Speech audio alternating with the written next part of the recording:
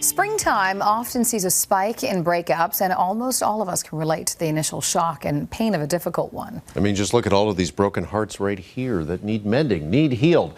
Joining us now to help us do exactly that, take us from heartbroken to a place of healing, is relationship expert Amy Chan, who joins us from Vancouver. Hey, Amy, good morning. Hi. Hi there. Okay, first off, let's start with some research here. What does research tell us about why they actually cause us so much pain? So they've actually done scans on brains of people who've been newly separated. And what they found was there was part of the brain that was activated that looked similar to a drug user fiending for their next fix. And so you're literally in withdrawal when you're going through a breakup. And also, your body is in a state of shock. It's used to getting these feel-good chemicals from your partner, from dopamine and oxytocin.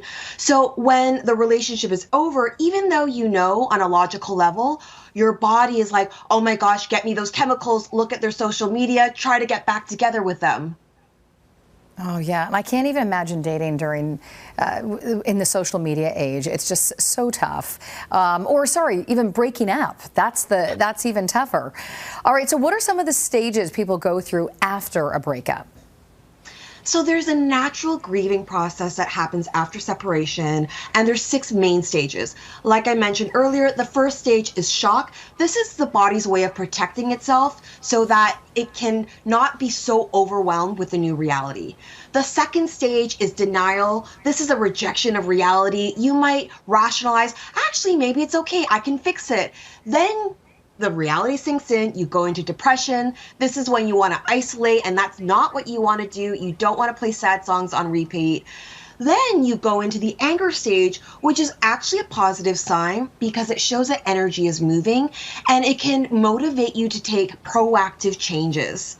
You then go into bargaining, where you might want to try to get back to your ex, and then finally to acceptance, where the conversation isn't all about the ex and you're more focused about yourself and a strategy to move forward. All right, what's a common mistake people often make, Amy? You mentioned listening to breakup songs or sad songs over and over again. Carolyn mentioned social media, maybe checking on who is now your ex. What are some of the mistakes people often make when it comes to a breakup? I think there's this tendency for people to want to get together with friends and then just bash the ex. And it might feel good in the moment, but it's actually really unhealthy, because here's the thing. If you are still blaming your ex, vilifying your ex, psychoanalyzing your ex, or hoping for them to change, you're still in a relationship with your ex. You're just in a relationship with someone who's not in a relationship with you.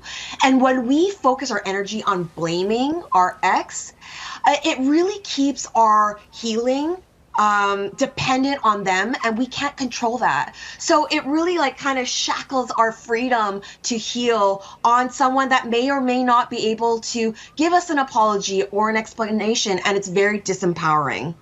So true. So true. All right. Now let's talk about some of the positive steps people can take to improve their emotional and mental well-being after separating.